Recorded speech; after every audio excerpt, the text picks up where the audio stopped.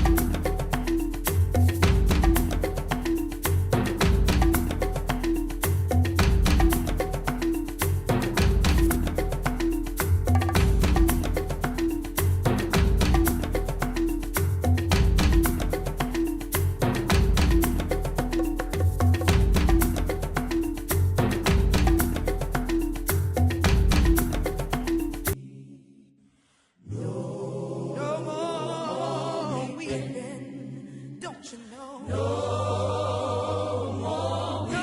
more weeping. No more weeping over me. And before I be a slave, I'll be buried in my own grave. And be free. Oh, freedom. Oh, freedom. Oh, freedom. Oh, freedom. Oh, freedom. All right, so welcome to the Salaga Slave Market. My name is Ibrahim Jamal Sita. I'm the Municipal Cultural Officer for East Gonja, and we are in charge of the Salaga Slave Market.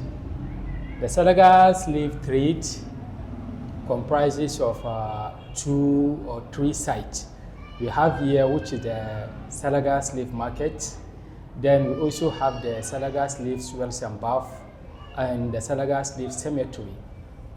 Now, the Salaga Slave Wells and Bath is the first point of the slaves when they arrive to the market or when they arrive to Salaga.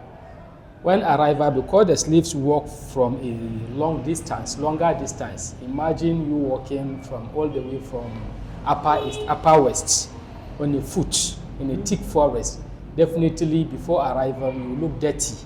So as a result of that, the slave agent, out of his own imagination, thought it wise that they should have a place where the slaves will be taken to have their bath, because he is with the view that anything dirty does attract high price.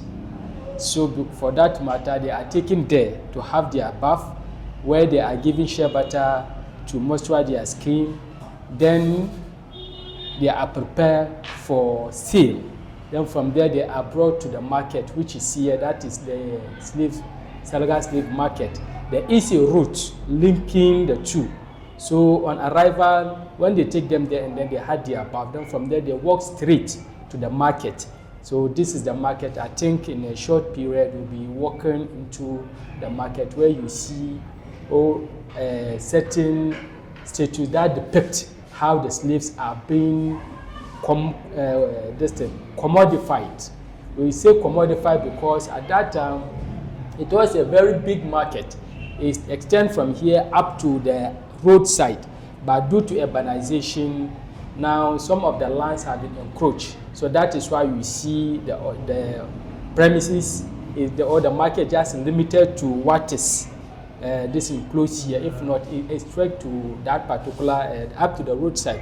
So it used to be called Babang Kaswa in Hausa, which means big markets. And it wasn't only human beings that they sell. They sell human beings and other commodities like tobacco, dawa, just anything. It's just like a mixed market. It was just a mixed market. Then, and you also have even animals. So sometimes in front of an animal, for instance, in front of an animal, you could see a human being. Then in front of a human being, you could see an animal being tied. So it's like whatever you are looking for is in the market, including human beings. So that is what the Salaga Slave Market used to be or used to look like. Like I told you earlier, so this is the Salaga Slave Market where everything has taken place.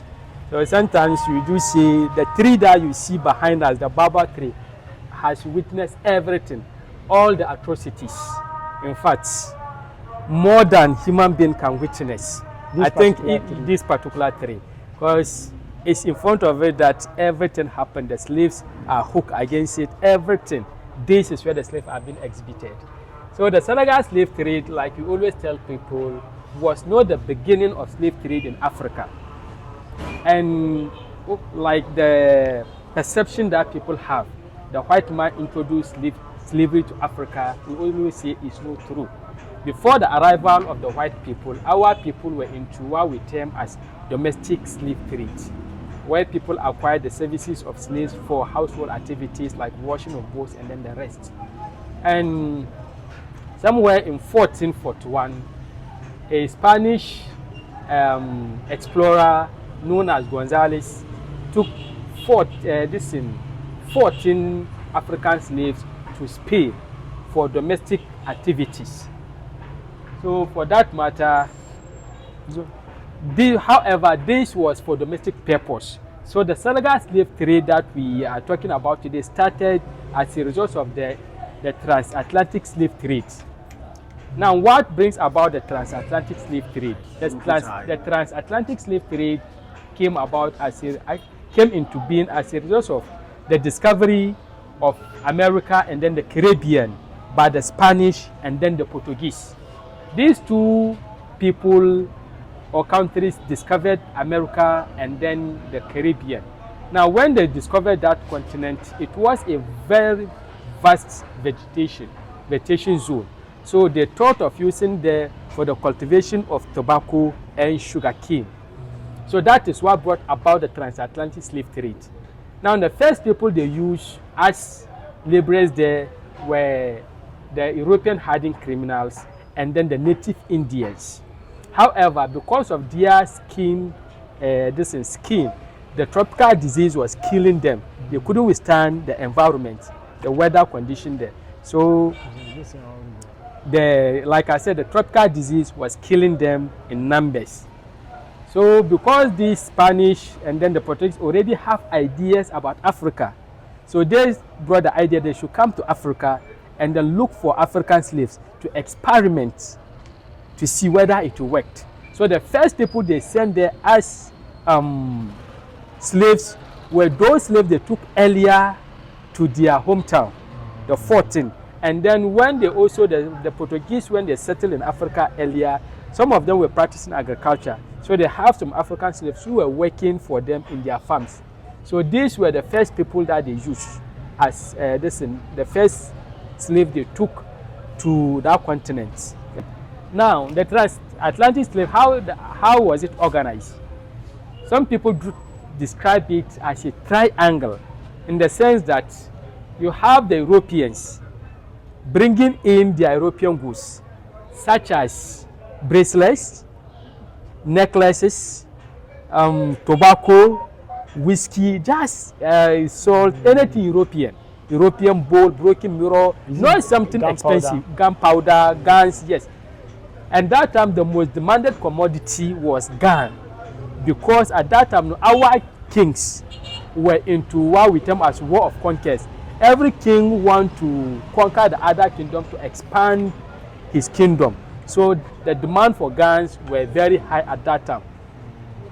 So they bring in these goods, then in return our people will give them the slaves. So you see the triangle. So these people have brought in their European goods. So in return, our people give them the slaves. Then they also take the slaves across the Atlantic Ocean. Hence, they give it the name a trans-Atlantic slave trade, because the slaves, when taken, are taken across the Atlantic Ocean.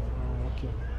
Now, the narrow to the Salaga slave trade, where our main interest is. The Salaga slave trade started in the 17th century. Yes, and like I mentioned earlier, as early as the 14th century, slaves have been taken to Portugal and then Spain. So, like I said, in the 17th century, in 1732, to be precise, there was war between the Ashantis and then the Bono people. So, the Gwanja people decided to go and they help the Bono to fight the Ashantis because they were neighbors, like I mentioned earlier. However, in the end of the war, the Ashanti people defeated them both. So, and you know, in the past, what they normally do is when you conquer people in the war, you try to kidnap the king. Okay. If you get access to the kingdom, meaning you have rendered them useless. So the then time Gwanja king, who was in the person of Kwambura and Apu, was kidnapped. They captured him, his nephew, and then cousins, and took them to Kumasi. So afterwards, when the Gwanja people came back home, there was a lot of discussion going on as to how to get their king back. So finally, they arrived at a decision that they should send a delegation to go and then plead on their behalf. So they sent some people to Kumasi to go and plead with the Asantehene to release their king. However, when they got there, after our pleading, the Asantehene agreed to release the king, but with a condition. And the condition is that every year the Gwanja people have to give them 1,000 slaves. That was the condition. If you agree, your king will be released. If not, 1,000 slaves. 1,000 slaves. So they came back home with that, with the information. When they came and gave the feedback, some people among the Gwanjas actually became very furious. To be precise, Kwembi people, because at that time, everything. So they were very furious. However, others also said, if we say we will not agree, we have no option, because even if you refuse, we can't fight them. If you are to fight them today, they will still defeat us. Now, at that time, the Ashantis have succeeded in building a very strong military base, and they also have sophisticated weapons such as guns and then gunpowder. While these people were relying on spear, yes, because you know the Ashantis, they attained civilization very early. So because of that, so others find sense in what the other people, these people said. So they agreed. So from 1732 up to 1743, every year the Ashantis will send down their soldiers here for 1,000 slaves. From what? For 1,000 slaves. I said from what year to what year? From 1732 up to 1743. So if you want to know 10 years. Yes, so if you want to know the number of slaves that have left here. So while this was going on, you have the Hausa and then the Zabarma people who were earlier in the 16th century trading in Kola.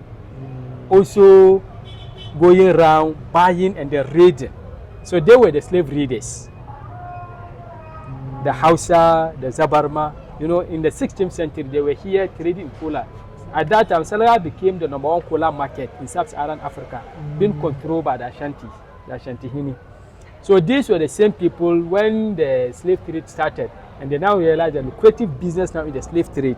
They switched from that Kola trade Because they were having money by then. So they will go up to Upper East, Upper West. Most of the slaves here brought here are coming from Upper East, Upper West.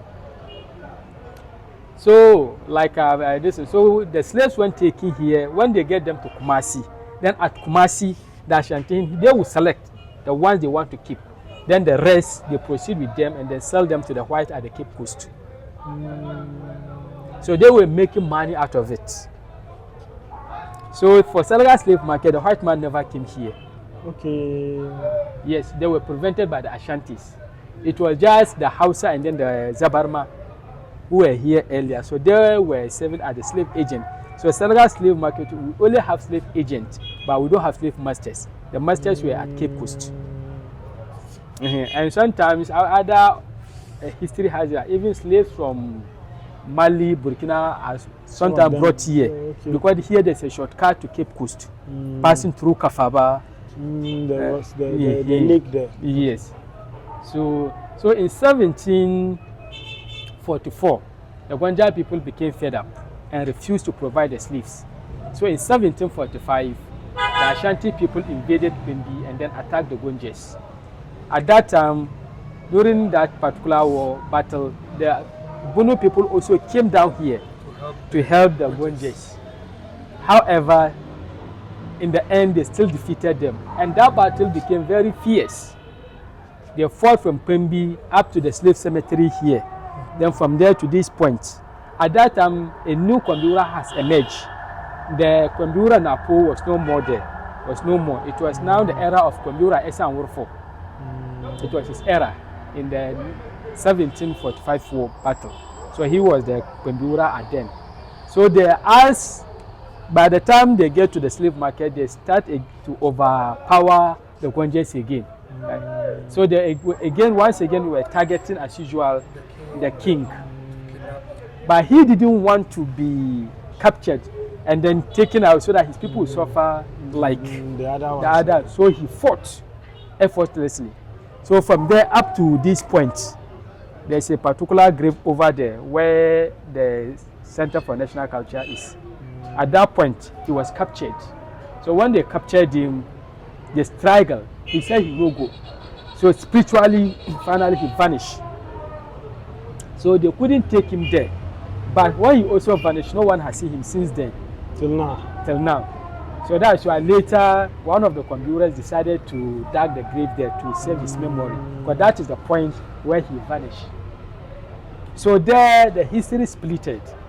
Other history has it that the Salaga Gwanja, the Gwanja Ashanti war ended, this agreement ended when the trans-Atlantic slave trade was abolished in 1833.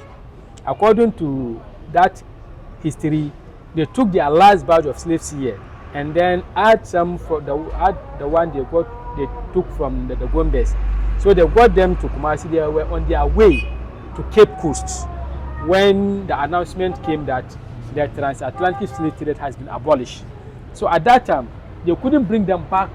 They couldn't send them to sell to the white. They also couldn't bring them back to Salaga here. So they sold them in Kumasi as domestic slaves.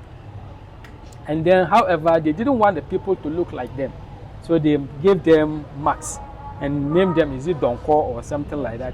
Like in Ashanti, they call it a domestic slave, servant.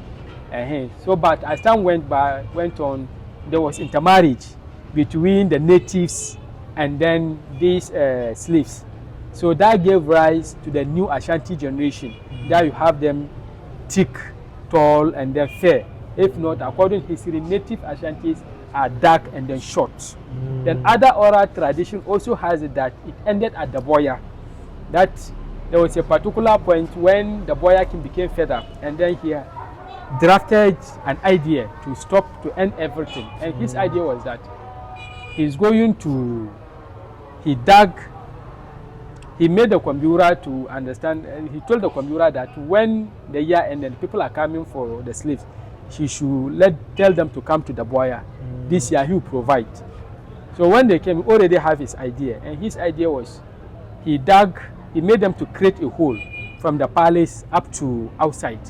Then they spread a gunpowder. So he notified all his elders that this is what I'm going to do. When the people come and then they are seated, when everything is settled, they are going to alarm someone outside so that he will light the gunpowder so that the whole palace with the people will blast. So if you are ready to sacrifice for the Gonjes, you stay. If you are not ready to sacrifice, when the people come and they sit, you leave. So according to other writers, that is the plan he implemented. He blasts himself alongside the soldiers. Yes, so that is when where the Salaga slave edition ended. Others also said it ended in 1833. However, like I was saying, so the Hausa and then the Zabarma people, they were those raging. So they moved from here up to Upper East, Upper West. And most of the slaves here are brought from Upper East, Upper West due to two reasons. One, they practice this centralized society, like they are acephalous. They don't have a central head. They live according to clan. So when you attack one, like you are the same people, but oh, me, I'm a different clan. So if you attack you, oh, me, I'm not part. It's not my clan. So you see that they easily defeat them and then capture them to slavery. And then secondly, like I said, Salaga was already a commercial town before the slave trade. That place, it wasn't like that. Okay. So there was that kind of hunger. So people were willingly selling even their children. Aside by force reading, some were willingly, they were willingly sold. And others were exchanging them for food items. So it takes them sometimes like 50 days to 60 days to reach Salaga. They walk through a thick forest. When coming, the slaves during the day are chained by the hand and then the neck. Every 4 slaves, they chain them on the neck. Then at night, they will remove the neck one and then chain the leg and then the hand. Then they have little to eat. They are fed once in a day, little water to drink. If you become weak and they realize you are dying, sometimes they unchain you and they leave you to die in the forest there. Animals will come and feed on your flesh. So that is why they go through before reaching. Also on arrival, because they walk through a thick forest and then for a longer period, they look dusty. So the slave agent is the mind that if they bring them to the market like that, they will not get high price. So they first of all take them to the wells and bath. That's why they call slave wells and bath. And at that time, due to the number of people arriving at Salaga at a point in time, one of the most scarce commodities in Salaga was water. That's why today, almost in every house, you see a well. So the slaves were made to dig those wells. They dug it. So when they arrive, they take them there, fetch water there from the wells, then they take you to the bath. Then have their bath. Then they give them shea butter to moisturize their skin. Those of them who say are bushy, they use like broken mirror or broken bottle to shave it. If you sustain injury, they give you the shea butter to apply. So afterwards, everything, they are now ready for sale. Then there's a road linking to the market here. So they walk direct to the market. Then when they come, the way, as you see this, the way you see it, that is how they are being chained. Like you see here. Like the way he shackled, is stagnant there like that. You'll be there. When the sun is scorching, you are in it. When it's raining, you are in it. You can't say I'm hungry. You can't say I'll drink water. You are just there. And then in front of him, you could see maybe there could be an animal also being tied down. So the slaves are, yes, they are commodified. They are exhibit, like the way they exhibit commodities in the market. Yes. So till a buyer come, you remain there. And it used to be a very big market. Don't you know? No more weeping. No more weeping. Over me and before. So, welcome to the Salaga Slave Wells and Bath. This is the Salaga Slave Wells and Bath. It is also called Wankambai. Wankambai is in the Hausa language. Wanka means bath and Bai means slaves. The slaves when arrived, because they walk through a long distance, they are first brought here. So these wells that you see, they are more than that. When you go deep, you will see some of them. They are about 100 wells. Because, yes, they are about 100. It's scattered all over. For the slaves, sometimes you have about over 1,000 to 2,000 slaves arriving. So this is where they fetch the water. The slaves were made to dig these wells. There is the same slaves who dug it. Reason being that, at that time, due to the number of people arriving at Salaga, there is water problem. So to solve that problem, the slave agent made a group to dig these wells. So they fetch water from here. These are the wells. You can see also some over there. You also see some on the other side. So they fetch water here, then they walk to another distance for where that is where they go to bath. That's why they call it slave wells and bath. So they fetch the water here, then they go to the other side, at the other end to bath. Yeah. That's why they call it the slaves wells and bath. So here, those of them who say will be bushy or abushy, they use sharp object like broken mirror, broken bottle to shave off the hair. So purposely, they want them to look neat so that when they get to the market, they'll attract high price. Then after bathing, they are giving shea butter. Then from here, this road that you are seeing is linking to the market. So walking here meaning you are tracing the route or you are following the route of the slaves. It is moving up to penetrate to the market. So from here, when they finish bathing and they just walk the street to the market for sale, where they are this exhibit, they are chain tied and then this thing. So as you are going, we are tracing the route of the slaves. Okay. We are following the route of the slaves. So this is where they used to walk? They used to walk, yes. They pass here to the market. So all these places, some of the wells used to be here, but now because of this thing, some are closed. Okay. If not, you would have seen some. Seeing them scattered. Oh, okay. Yeah, I think this is another one over there. This is where the Oh, okay. So they are just scattered. And when you go deep, you find some deep down there. You find some. So there, the baths are also there. However, for the baths, now I don't think you can see them. Because they might be closed by these grasses or something. There's some holes that are dark now. Something like this. It looks like something like this, but this one has been this. It's almost closed. So you fetch the water with the calabash, then you go into it. It used to be deeper than this, and then you just have the bath. Then afterwards you come out. The slave agent will give you just a shea butter. Then you moisturize your skin. So all in this preparing you for a higher price. Okay, I can see one of the wells there. Yes, so that's what I'm. So all this used to be part of the wells and the whole of this place.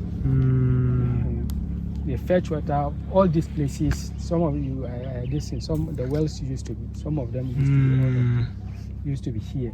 Then when you go down there, the other end, that is where they bath. You have the female bath and then the male bath. Oh, okay. They are two different separate. They don't bath together. And they separate them. But this is just where the bath is. And it's just something like what I just showed you here. That's this thing. Oh, freedom. Oh, freedom over me. And before I'll be a slave, I'll be buried in my grave and go